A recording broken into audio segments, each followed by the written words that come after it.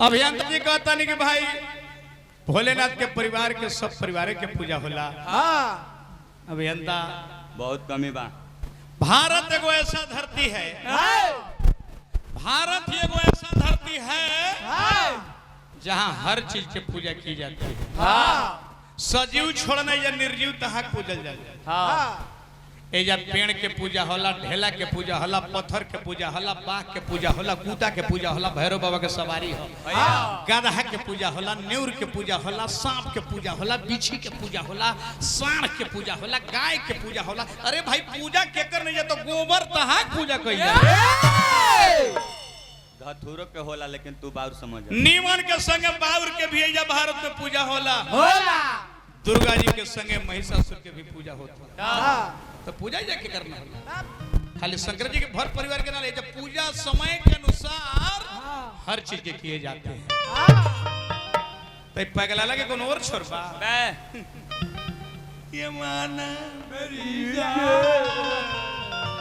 धातोरी ए तरह एगो पागल आदमी से हमरा एक दिन भेंट भई। नाम ना धरो ना जात रही जा दिल्ली के ओनई गावेली। पटना स्टेशन पर नेताजी ट्रेन धरे के रहे। अब बड़ाई का करे के बाद दोनों दल में केकरो के स्लीपर के टिकट ना रहे ना, जर्नल में जाके सोचने जे एक पेक प्रोग्राम ले आई रहे। भइल का हो आया इतना भीड़ जनरल में हो गइल के चढ़ल मुश्किल रहे उनमें। हम कहने कि भाई जी आज तो प्रोग्राम छूटेगा, ये अंतिम ट्रेन है। तो आदमी कहले के सुना ये जे बुद्धि वाला हमने बानी जा। हम बुद्धिमान आदमी हैं। हम ना बताओ बनावत नहीं जगह चले के चल न जाइब जा। तो ट्रेनवा में केहू तेरे धंसोर दे ले लो। कहले कि हमरा के धंसोर दस बोगिया में। आ धंसोर ले ना तो बोगिया में हेल के हाला को देले। बाप रे बाप सांप सांप इतना कहना है कि बोगी के भीड़ अफरा तफरी मच गई। लेने उतरल कोई उन्ने उतरल, भागत भागत लोग खाली कर दिले। तब भाई कल के देखला दिमाग के खेला। सूत के चलो अब बोगी में। अब गौनई के मारल सब कोई दोनों दल सूत गई। भोर में अन्हारे पर चाय बेचे लाई। चाय घर में चाय। वो आदमी उठ के कहते कि भाई जी गाड़ी दिल्ली स्टेशन पहुंच गया। तो चावला कहता कि दिल्ली ये तो पटना स्टेशन है। अरे कल 2 बजे चढ़ल बने जा अभी पटने बा। कहले कि हाँ ये पटने हो। काहे भाई? तो कौन ते को बोगी पागल में चढ़ गया था। अब हाला कह दिया ना कि सांप है सारा आदमी उतर गया। तक रेलवे डिपार्ट का क्या कि बोगी काट के छोड़ दिया, दूसर बोगी जोड़ के ले चल। अब पागल के कोनो और छोर है ना जी। ऐसे कहे के बाद मन जकर बढ़ जाई ओकर 3 चीज चल जाई। कवन कवन? धन चल जाई, 1 धर्म चल जाई, 2 संग में वंश चल जाई। 3 मनमन बतिया प्रमाण पढ़ के देख लो। रावण 1 कुरुराज 2 मथुरा में कंस 3 विध्वंस हो गई। सिंगल हाल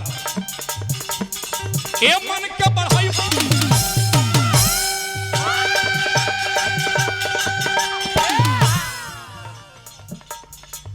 आर मन के बढ़ाई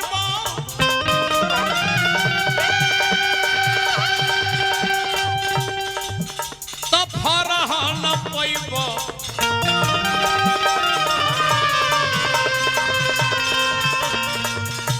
नहीं करी है खजाना खजाना काम नहीं करी है। मन के बढ़ाई बात तो खजाना धन संपत्ति तर काम नहीं हो। धन धर्म में संग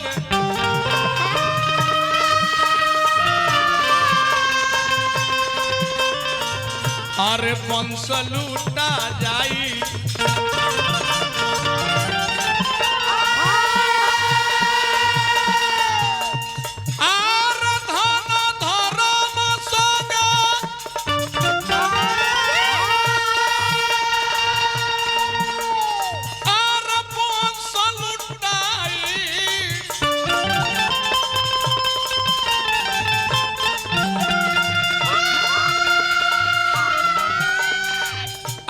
हो जाइया पनो बिराना रे भजन रे बिनु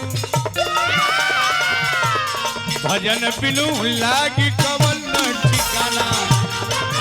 ओए भजन बिनु लागी कवन ठिकाना।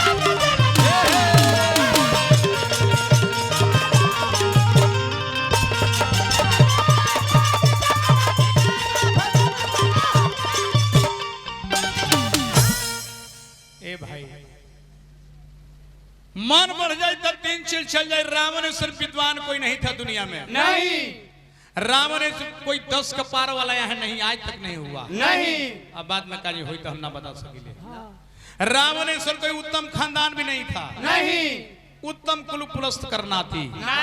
रावणेश किसी का सोने का मकान नहीं था। नहीं रावणेश्वर किसी का पुष्पक विमान नहीं था। नहीं रावणेश्वर किसी का इंद्रजीत संतान भी नहीं था। नहीं जो इंद्र पे विजय प्राप्त किया था वाह वैसे तो दुनिया में लसरा गई है। हाँ तो हमने कौन गली के झिटका ही जा तिहाई में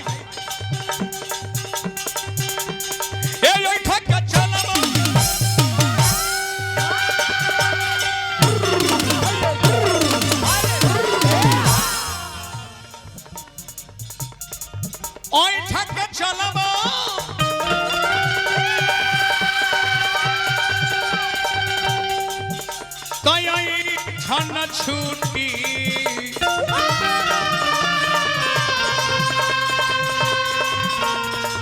फूटी भाग तराना तराना फूटी भाग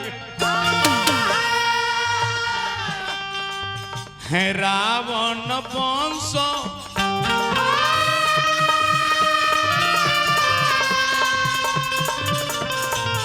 विध्वंस रे हो गईले।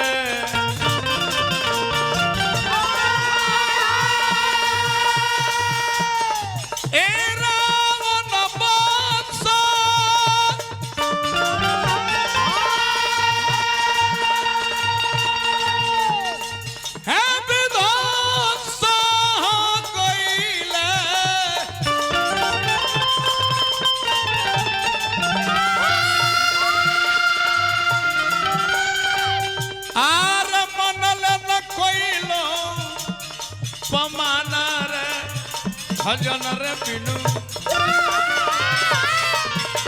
भजन बिनु लागी कवन भजन बिनु लागी।